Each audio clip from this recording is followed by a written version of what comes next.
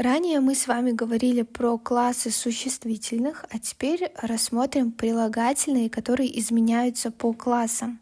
Это относится не ко всем прилагательным. В ингушском языке есть небольшое число прилагательных, классные показатели которых зависят от класса существительных. Давайте более подробно рассмотрим это. Например, слово «длинный» в ингушском языке может писаться с разной буковкой в начале. Дяхэ, бяхэ, вяхэ и яхэ. От чего же это зависит? А зависит это от того, какой классный показатель у существительного. Например, словосочетание дяхэ ди – длинный день. Здесь у нас пишется буква «д» в слове «длинный», потому что слово «ди» – день имеет классный показатель «д». И наше прилагательное как бы забирает этот классный показатель себе. Следующий пример – бяхэ муш – длинная веревка. В данном случае в прилагательном «длинный» в начале слова пишется буква «б», потому что существительное «муш» – веревка имеет классный показатель «б». А в словосочетании «вяхэ сэк» – длинный человек пишется буква «в» в прилагательном «длинный», потому что слово «сэк» – человек имеет классный показатель «в». Ну и последний пример – яхэ коч – длинное платье. В прилагательном первая буковка у нас и краткая, потому что слово «коч» – платье имеет классный показатель «е». На письме мы указываем буковку «я», а произносим и краткую «е».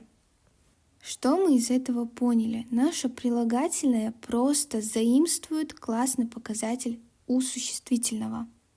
Таких прилагательных, которые имеют в своем составе изменяющийся показатель грамматического класса, в ингушском языке не так уж много.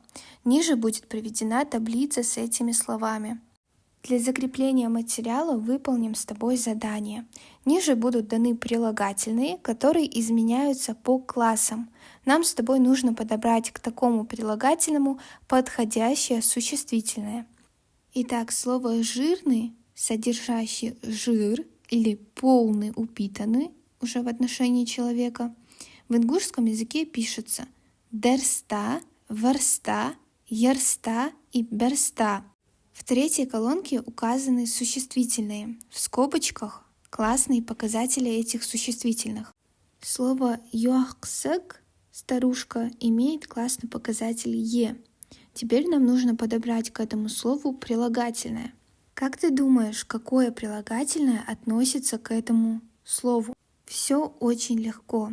Мы смотрим на наш классный показатель, затем ищем этот классный показатель в начале прилагательного. Ярста, ярста, юахсек. Слово «устах» – баран имеет классный показатель «б». «Устах» – «б». Поэтому к этому существительному относится прилагательное «барста». Существительное «дохтах» – «друг» имеет классный показатель «в». «Дохтах» – «в». Поэтому к этому существительному относится прилагательное «варста». Ну и слово «дулх» – «мясо» имеет классный показатель «д». «Дулх» – «д». К нему относится прилагательное «дерста». Следующие слова попробуй сделать самостоятельно.